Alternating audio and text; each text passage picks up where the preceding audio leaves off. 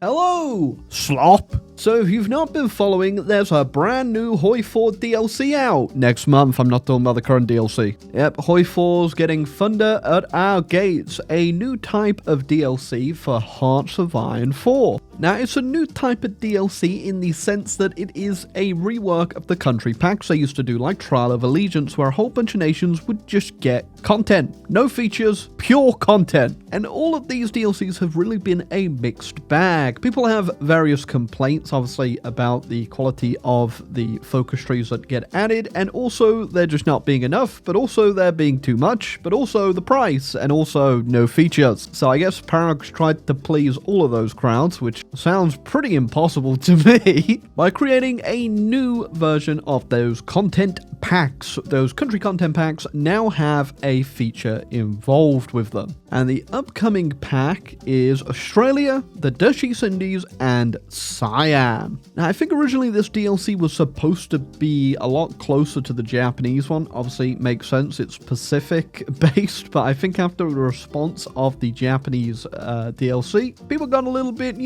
not too happy about it. Albeit a lot of the complaints I see about the DLC are actually about the patch and how they just broke a lot of stuff, especially down with the AI and the Navy stuff in the game, which, yep, it was pretty bad. But nonetheless, we have another DLC coming up, specifically for a few nations that I don't think a lot of people will be that interested in. I mean, they are logically, could have some interesting things to do, but their situations alone kind of put them in a bit of just not a fun place to play. Obviously, that being, they're all pretty much diplomatically and militarily isolated in terms of exactly what they can get up to. Australia, obviously, is pretty far away from the action, unless Japan does really well, which Japan doesn't do. Dutch East Indies, I found, is always kind of 50-50 whether or not they do get capitulated by the AI, and Siam just doesn't really do anything ever. But that's not going to be the main focus of this video. It's simply laying out the context of what we're about to talk about, which is legacy and old content in Hoi 4. You see, there are a lot of nations in this game that are very dated in terms of the amount of focuses they have, the content that other nations have, and the quality that comes with the focus trees from later DLC. You can obviously complain that there's too much in the Japanese tree and the Soviet one and the Italian one. There's a lot of focuses in all of these trees now. I like that personally. I could see where a lot of people do get upset about having too much choice and choice paralysis, and you feel like you really want to do every single focus in the game, but as Paradox kind of laid out with the Soviet tree back in the day, you're not supposed to. It's supposed to feel like you have to choose between which focuses you are doing, so I'm assuming they carried forward that design philosophy for every focus past the Soviet DLC rework. And I like it, but I play late game Hoi 4 a lot. I have a PC that can run it quite fine. A lot of people, though, not a big fan of that because they're playing from Bosnia on a laptop from the 90s. But there is a big discrepancy between the content that some nations have and the content some other nations have. I mean, if we just look at the Australian tree currently, yep, that's it. And a good portion of this actually just needs to be zoomed in because that is just the entire focus tree for historical Australia right there. That's it. It really does remind you where we have come from in terms of Hoi 4 and the DLCs that come out. If you just look at a few of the old nations around, specifically the ones from Together for Victory, that really, let's just say are lacking nowadays. I think the worst case is definitely New Zealand right now. They have probably the worst focus tree in the game if you don't count nations, I guess, like Alsa, who actually maybe Alsa's is better. But weirdly enough, with Australia getting an update, I'm kind of feeling a bit nostalgic and a little bit sad in a way. You see, these Together for Victory focuses and the DLC that was around them, I think were a really exciting point for Hoi 4, at least for me, where they did add a whole bunch of content for nations in the game, but also did a lot of reworking towards making Hoi 4 a lot more enjoyable for for me. So when you see, you know, these focuses disappear, it does kind of sting a little bit, but they do entirely suck, so I do understand why. But there are still a few vestiges in Hoi 4 of the old game, because this is a game at this point that has just been built upon,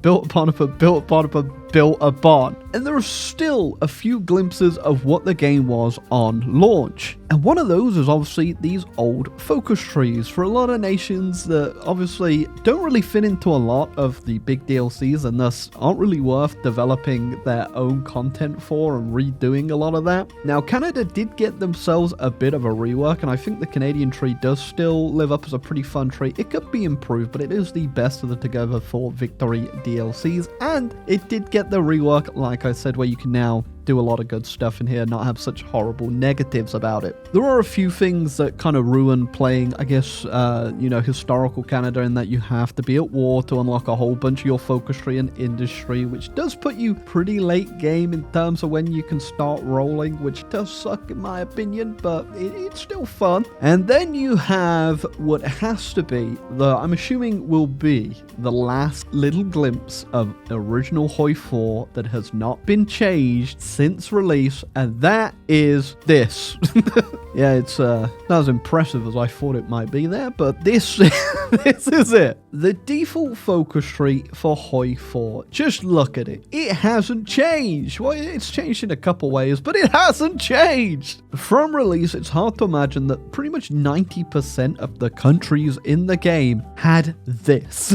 This is all you would get. It really is quite miserable to look at that this is all the default focus tree gets in the game. I can understand why they probably don't want to update this, because then it kind of assumes that they're never going to update every nation to have a focus tree. And from what, as far as I can gather, I'm pretty sure the goal for Hoi 4 was still for every nation to get a focus tree in some way or another. Obviously, I don't know where Yemen's going to fit into this, but Yemen focus tree coming. But the good old default focus tree really just screams old Hoi 4. In fact, at points, I would say this focus tree is probably better than a lot of nations' focus trees in this game. You get some really good stuff in here, like factories and a couple research slots, and everything else you can pretty much ignore. Nah, I'm being facetious. There are a few good things in the default focus tree, like getting early fighters. You can get a good tech rush going with a lot of the stuff in here because it was never rebalanced, funnily enough. And the political tree does come with a few bonuses. I believe they did actually rework this at some point. I can't remember when.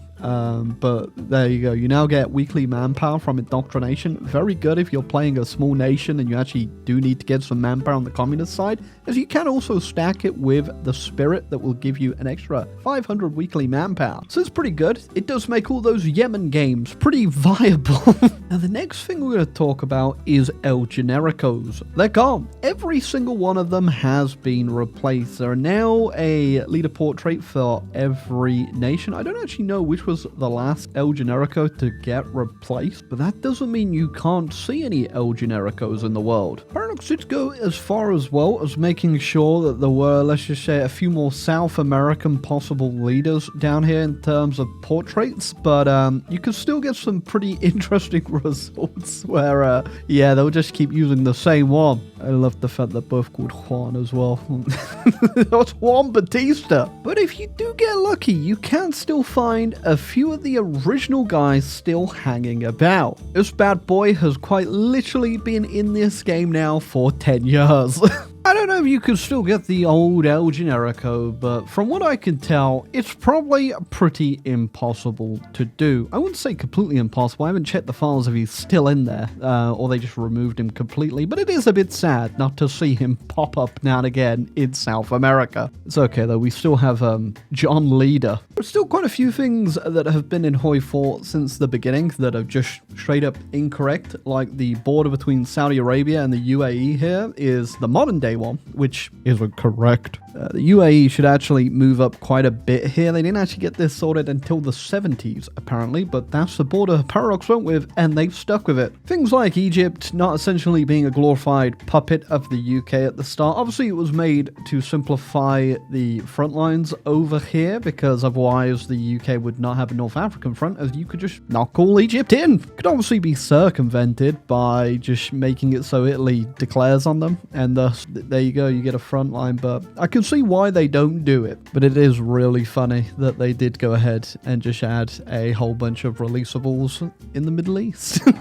But no, Egypt. It's definitely going to be very interesting to see where the game will be on its final iteration, where we move on to Hoi 5 and this game gets left in a state of whatever it's going to be left in. And it will be kind of interesting to go back to this video potentially and see what's changed, if anything at all. Of course, even if it is, let's just say, a mediocre DLC, I'm very much looking forward to Thunder at our gates. It's always good to just be able to go play a few little nations that you realistically don't go out of your way to play, because who the hell wants to play as Australia? And I'm going to be very keen to see if Paradox will carry on with what happened after the Czech DLC, if they will keep going with that idea of letting a mod developer, you know, $5 for a focus tree for a nation that probably no one really is going to pay for in any regard, other than the fact they're really interested in playing that nation. Because there are still quite a few gaps in Hoi 4 of nations that don't have focus trees that are in the start of the game. Because when are you really going to get an Oman or a Yemen or a Saudi tree or a Nepal or a Bhutan or a British Malaya tree? All of them are probably going to be left by the wayside unless they go forward with those mini DLC packs. Because there's definitely no surprise that this game is running out of places